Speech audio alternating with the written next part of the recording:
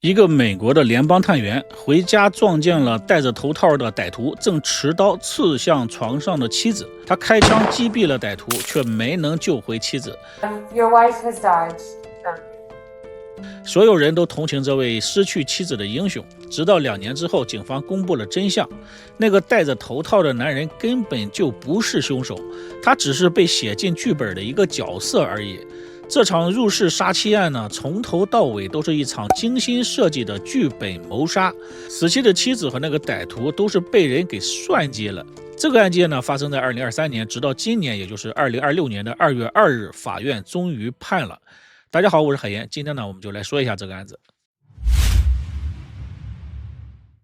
2023年2月24日早上7点47分，费尔法斯克郡911报警中心接到了一通电话，只持续了1秒钟就挂断了。调度员回拨过去呢，无人接听。15分钟之后，同样的号码再次打来，这次接电话的是一个男人，声音急促，但是表达清晰。他说：“我叫布林丹，我是一名联邦探员，有人闯入了我的家里，他刺伤了我的妻子，我开枪了。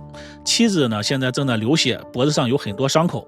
”7分钟之后，第一批警员抵达现场。那是一栋价值100万美元的独栋住宅，位于赫恩登市的一条安静的街道上，门呢是虚掩着。警员持枪进入，屋内异常的整洁，没有打斗的痕迹。玄关处还站着一名年轻的女子，脸色苍白，浑身发抖。她呢是住家的保姆，23岁的朱莉安娜。她指了指楼上2楼的主卧室里景象触目惊心。床上躺着女主人克里斯汀，39岁，她的脖子有多处的刀伤，身下有一大滩红色。地板上呢躺着一个陌生男人，头部中枪，已经死亡，一把带血的刀扔在了地毯上。克里斯汀被紧急送往医院，但最终因为失血过多，抢救无效而身亡。死亡的陌生男子随后也被确认了身份，是38岁的约瑟夫。拨打报警电话的是房屋的男主人布林丹，他是一名美国的联邦探员，因为工作的原因，他是有配枪的。死去的女主人克里斯汀呢，39岁，是一名儿童医院的护士。昨天晚上在医院呢上了夜班，今天早上呢在家里卧室里补觉，遇上了闯进来的歹徒。案发的时候呢，家里是4个人，男主人布林丹，女主人克里斯汀，小保姆朱莉安娜，还有戴着头套的匪徒约瑟夫。那么当时到底发生了什么呢？根据布林丹和小保姆的讲述故事是这样的。那天早上，保姆朱莉安娜准备带着孩子去动物园，发现呢忘了带午餐了，掉头回家。结果呢看到不远处门口的有陌生的车辆。在这个时间呢，男主人去上班了，女主人在家里补觉，不太有可能有访客。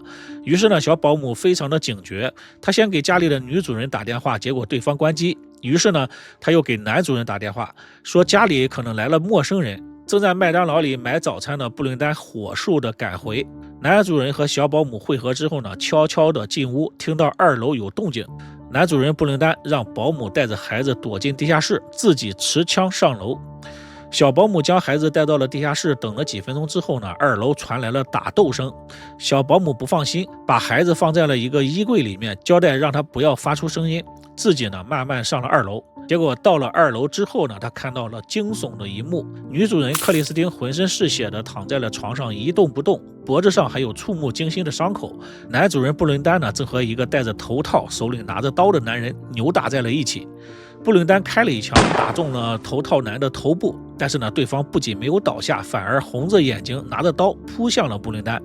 这时候呢，布林丹看到了吓傻的小保姆站在那里，大喊道：“快去拿枪，在保险柜里。”小保姆赶紧去拿枪，回来后对着头套男的胸口就是一枪，对方倒地不起。紧接着呢，小保姆拨打了报警电话，但是因为英语不好，再加上紧张说不清楚。男主人布伦丹呢接过手机，这才跟接线员呢说清了案发的具体地址和情况。一个联邦探员在上班的路上接到保姆的电话，果断返回家中，为了保护家人与歹徒搏斗，痛失爱妻。表面上呢，这个逻辑上也说得通，但是警方在勘察现场的时候，发现了一些不对劲儿的地方。这个案件不对劲儿的地方不止一处有好多处。第一呢，就是比较奇怪的案发现场。整栋房子门窗是完好的，没有撬锁的痕迹，没有破碎的玻璃，门锁也是没有被破坏，甚至呢这个大门是虚掩着的。如果约瑟夫是强行闯入的话，那么他是怎么进来的呢？案发在2楼的主卧在2楼的最里面。如果是一个陌生人随机闯入作案的话，正常逻辑呢，应该是先在1楼翻找财物，而不是直接上楼，穿过走廊，直奔最深处的卧室。这说明什么呢？这说明他知道要去哪儿，也知道卧室里有人。第二呢，就是那把凶器，那把带血的刀落在的地毯的位置太显眼了。警察赶到现场的时候呢，那把刀正摆在房间的中央，一眼就能够看见。按照刑侦经验来说呢，这种摆放的方式更像是被人刻意放在那里的。第三呢，就是女主人克里斯汀的手机，手机被放在了厨房的抽屉里面，而且是处于关机的状态。一个上夜班回家补觉的人一般都会把手机放在身边，那么为什么要把手机关机，而且还要放在距离卧室那么远的厨房里呢？第四呢，警察也调查了这名头套男的资料。头套男的名字叫约瑟夫，38岁，并没有犯罪记录。根据他的同事和邻居的描述呢，约瑟夫喜欢小动物，喜欢呢真人角色扮演，平时为人随和，并没有表现出暴力倾向。他的人生履历就是一个普通人，并不像是一名穷凶极恶的匪徒。第五呢，案发现场发现了一个包，地板上除了刀之外呢，还有一个黑色的手提包，里面装的是手铐、皮鞭、眼罩是一全套的 SM 玩具。经过鉴定呢，这些物品上只有约瑟夫的指纹，也就是说，约瑟夫带着这些东西进入了这间卧室。那问题就来了，一个入室抢劫的歹徒为什么要随身携带一套 SM 玩具呢？当时呢，警方内部就有一种推测，会不会是女主人自己在网上约了人玩角色扮演，结果呢玩脱了，被突然回家的丈夫撞破。顺着这个思路呢，警方破解了克里斯汀的电脑，果然呢，上网记录显示，曾经有人在这个电脑上多次登录 SM 交友网站。这个 SM 账号呢，头像正是克里斯汀的比基尼照片，而这个账号的最后的联系人正是死者约瑟夫。双方的聊天记录尺度非常的惊人。克里斯汀提出要来一场角色扮演，剧情呢是戴着头套的歹徒入室大战家庭主妇。对话里面写的非常详细什么时候到达，门会不会开，进屋之后怎么走，上楼的第哪个房间，甚至连带什么道具都写得清清楚楚手铐、眼罩。女方呢还专门强调要对方带一把刀，如果能见血的话，那效果就更好了。双方约定好了，是约瑟夫呢扮演入室劫匪，带上刀；克里斯汀呢在家里不锁门，一丝不挂的躺在床上等待着，玩一场特殊的角色扮演。时间呢就定在2月24日的早上。看起来呢，真相似乎已经浮出水面了。一个大胆的游戏，一次失控的见面，丈夫突然回家，一场混乱的搏斗，最终2人死亡。再结合男主人和小保姆的口供，都对上了。顿时间呢，办案警员再看布伦丹的时候，总感觉对方的头上绿油油的。但是警方接下来发现的细节，让整个案件彻底的反转了。警方仔细地阅读了那些聊天记录发现了一个问题，那就是拼写错误太多了。克里斯汀呢是土生土长的美国人，正经的大学护理专业毕业，在医院工作了多年，英语是他的母语但是那些聊天记录里面充斥着蹩脚的语法和低级的拼写错误，完全不像一个受过高等教育的本地人写的，反而呢更像是一个母语非英语的外国人。再看账号的上线时间账号的活跃时间每一次都是集中在工作日的白天和傍晚，而这些时间段呢，男主人布伦丹和小保姆朱莉安娜正好都在家。而当布伦丹出差了，或者是2人带着孩子出去过周末的时候，账号反而彻底沉默了。一个背着丈夫聊骚的妻子，难道不应该在趁家里没人的时候上网吗？为什么非得挑丈夫和保姆都在家的时候才上网调情呢？登录账号的那台笔记本电脑是书房里的公用电脑，这部电脑并没有设置密码，全家人都能用，包括那个小保姆。与此同时呢，另一组调查人员正在调查小保姆朱莉安娜的背景。朱莉安娜来自巴西，2021年通过互惠生项目来到了美国，后来呢到布伦丹的家里做保姆。她之前学过护理，性格开朗，对孩子很好，邻居和老师对她都是赞不绝口。朱莉安娜呢，在镜头前穿的是长袖长裤，像一个邻家小妹一样。但是在社交媒体上，朱莉安娜完全是另一个人。她的媒体账号里都是烈焰红唇的照片，穿着低胸紧身衣，泡酒吧喝酒这些照片。其中呢，有几张照片引起了警方的注意。一张呢，照片里面她靠着一个男人的怀里，2个人在浴缸里面泡澡。她写着"我坠入爱河了"。男人的脸被表情包遮住了。另一张照片呢，是两个人在射击场里的合影。那个男人的身形和那个家的背景太眼熟了，这不就是男主人布伦丹吗？难道男主人和小保姆早就好上了？警方呢就调取了布伦丹的邮件记录，发现一个关键的时间点。在那个 SM 账号注册的前一天，布伦丹给朱莉安娜的邮箱呢发了2张妻子比基尼的照片，而其中一张正是那个账号的头像。到这里呢，基本就很清楚了。真正在网上与其他男人聊骚的，并不是妻子克里斯汀，而是布伦丹和小保姆朱莉安娜。那个被打死的头套男也是他们安排的，而妻子克里斯汀并不知情。2023年10月，案发8个月之后，警方逮捕了朱莉安娜，罪名呢是无证持枪、鲁莽使用武器，造成了约瑟夫死亡。这个逮捕让所有人都震惊。更让人震惊的是呢，警方在逮捕之后搜查了那栋房子，此时朱莉安娜已经搬进2楼的主卧了。床头柜上呢还放着她和布伦丹的亲密合照，衣柜里是放着2个人的衣服。妻子克里斯汀刚刚去世不到2个月，朱莉安娜已经鸠占鹊巢了，穿着克里斯汀的衣服和布伦丹出双入对了。之所以逮捕了朱莉安娜，是因为法院认为约瑟夫头部中枪之后已经不能动弹了，没有任何的威胁。朱莉安娜又给他的胸口来了一枪，这枪不像是自卫，更像是为了了结对方的性命。到这里呢，警方基本上就搞清了整个案件的真相。但是要给布伦丹定罪的话呢，还需要更加确凿的证据。布伦丹呢，作为一名工作多年的联邦探员，他老奸巨猾，心思缜密，不太好对付。小保姆朱莉安娜年龄只有26岁，阅历有限，比较容易突破。朱莉安娜在监狱里待了将近1年，在警方的劝导之下，2024年10月，她和检方达成了认罪协议。他承认过失杀人罪，换取10年的刑期，条件是呢，他必须出庭作证，指证布伦丹。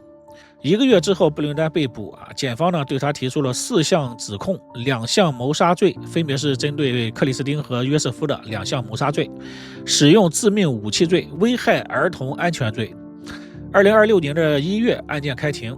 庭审持续了3个月，全程直播。控方最有力的证人就是朱莉安娜，她在证人席上还原了整个案发过程。她和布伦丹的婚外情从2022年8月就开始了。那段时间呢，克里斯汀忙着照顾孩子，布伦丹呢负责面试保姆，2人在单独相处的时候约见。朱莉安娜说她当时想留在美国，想通过婚姻拿到绿卡。她逼布伦丹离婚，但是布伦丹不愿意，因为离婚需要分财产，还要争夺孩子的抚养权。他不想损失那套价值100万美元的房子，那么呢，就只剩下一个选项了，那就是让妻子克里斯汀消失。计划从2022年底就开始布局了，他们在 SM 网站上去物设目标，想要找一个愿意玩角色扮演、头脑简单、容易上钩的人。聊天呢是2个人分工的，布伦丹呢负责写剧本，而朱莉安娜负责用英语发消息，营造出一个渴望刺激的女人的形象。之所以聊天记录里有那么多的语法错误呢，是因为朱莉安娜的英语水平本来就不高。他们聊过好几个男的，有的人呢要求先视频，有的人要求先见一面。最后呢，他们找到了约瑟夫。朱莉安娜说他们选中了约瑟夫是因为他太好骗了。约瑟夫呢，在网络上被迷的是神魂颠倒，很快就乖乖同意了歹徒和家庭主妇的角色扮演的计划。案发前1周，布伦丹带着朱莉安娜去了靶场练枪用现金给她买了一把手枪，并且告诉她开枪的时候要镇定，尽量瞄准胸口，这样比较容易打中。案发当天的早上，布伦丹照常出门上班，但是没有走多远，把车停在了麦当劳的停车场等电话。朱莉安娜在家，趁克里斯汀2楼睡觉的时候呢，她把前门给打开了，把克里斯汀的手机拿到了厨房，关机藏好，然后呢，把家里的宠物狗关到了地下室的笼子里。7点半左右呢，约瑟夫就到了，他推门而入，直接上2楼，一切都是按剧本一样走。朱莉安娜等了几分钟，先给克里斯汀的手机打了几个电话，她认为这样更可信，然后呢，拨通了布伦丹的电话。布伦丹7分钟之后就到了，2个人在门口汇合，然后呢一起进屋。他们把4岁的女儿藏在了地下室里，然后上楼。卧室里的情况和他们预想的一样，约瑟夫正按着剧本表演呢。克里斯汀被惊醒之后正在拼命的挣扎。布林丹一脚踹开大门，大喊着联邦探员不要动。约瑟夫都愣住了，他脑子里正想呢，剧本里没有这一出呀。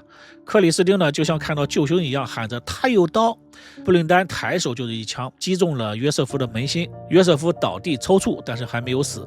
布林丹弯腰捡起了约瑟夫掉落的刀，走向了克里斯汀。克里斯汀那时已经坐起来了，她的脸上带着获救的喜悦，正准备扑向自己的丈夫呢，但没想到迎接她的是丈夫手里的刀。丈夫将刀刺进了妻子的脖子，一刀、两刀、三刀。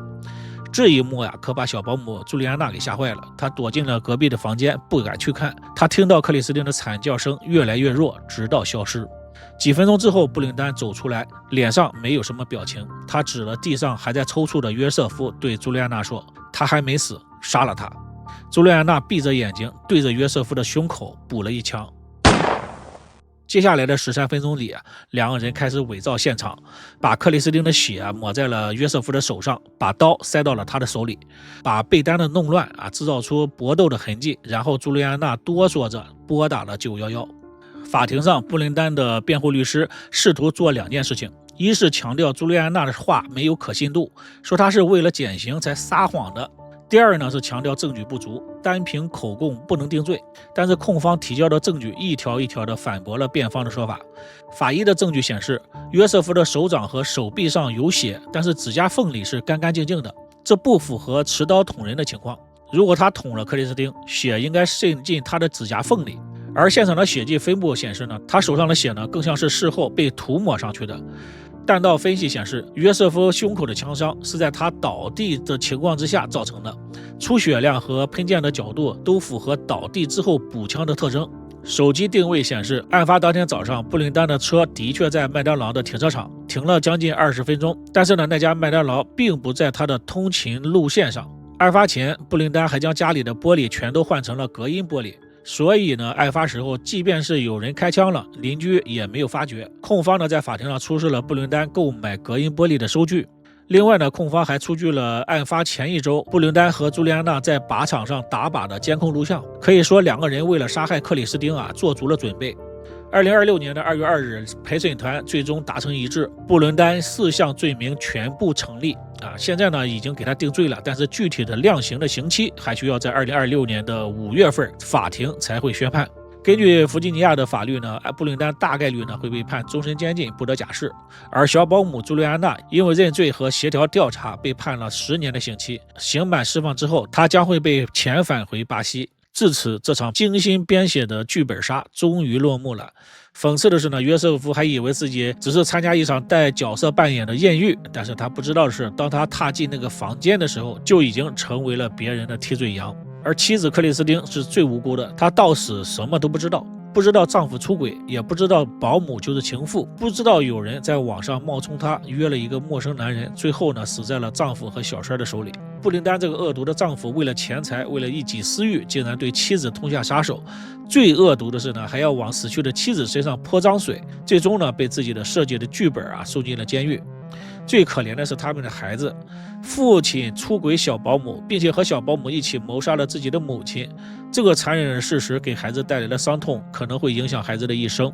最后呢，希望这样的事情不要再发生了。感谢您的收看，别忘了点赞、关注、支持一下。这里是海燕说案，我们下期再见，拜拜。